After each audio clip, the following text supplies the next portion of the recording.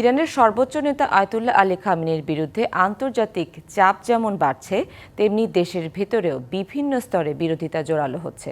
ইরানের ভেতরে খামেনির বিরুদ্ধে বিরোধিতা কোনো সংগঠিত একক নেতৃত্ব নয়, বরং নারী, ছাত্র, সংস্কারপন্থী, রাজনীতিবিদ, জাতিগত, সংখ্যালঘু ও নাগরিক সমাজের বিভিন্ন অংশের নেতৃত্ব দিচ্ছে।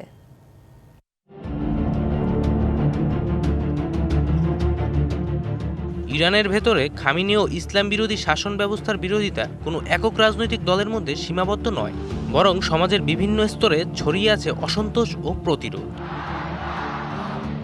কয়েক বছরের সবচেয়ে দৃশ্যমান বিরোধিতা হয়েছে নারী ও নাগরিক আন্দোলন থেকে। বাধ্যতামূলক হিজাব আইন, পুলিশের ভূমিকা এবং নাগরিক স্বাধীনতা খর্ব হওয়ার প্রতিবাদে নারী জীবন স্বাধীনতার স্লোগানে রাস্তায় নামেন হাজারো নারী ও তরুণ।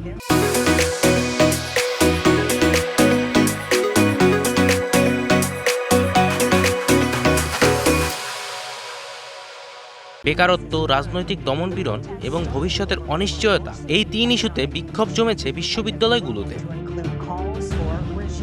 আন্দোলনে রয়েছে সংস্কারপন্থী রাজনীতিকরাও। 2009 সালের বিতর্কিত নির্বাচনের পর থেকে মীর হোসাইন মুসাভি, মেহেদি কাররুবির মতো নেতারা গৃহবন্দী। সাবেক প্রেসিডেন্ট মোহাম্মদ খাতামির রাজনৈতিক প্রভাবও এখন সীমিত। এছাড়া রয়েছে জাতিগত সংখ্যালঘুদের অসন্তোষ। কুর্দি, বালুচ ও আরব অধ্যুষিত অঞ্চলে দীর্ঘদিন ধরে বৈষম্য ও দমনপীড়নের অভিযোগ রয়েছে। কোথাও রাজনৈতিক আন্দোলন, কোথাও সশস্ত্র প্রতিরোধ। ইরানের বাইরে অবস্থান করলেও রাজতন্ত্রপন্থী গোষ্ঠী দেশটির ভেতরে প্রভাব বিস্তারের চেষ্টা করছে। শেষ শাহের পুত্র রেজা পাহলভিকে কেন্দ্র করে এই সমর্থন গড়ে উঠেছে, যার কিছু গোপন নেটওয়ার্ক ইরানের ভেতরে সক্রিয় বলে দাবি করা হয়। এমনকি শিয়া ধর্মীয় প্রতিষ্ঠানের ভেতরেও খামেনির ক্ষমতার কাঠামো, বিশেষ করে ভেলায়েতে ফকি ব্যবস্থার সমালোচনা রয়েছে। জয় রায়, ডিবিসি নিউজ ডেস্ক।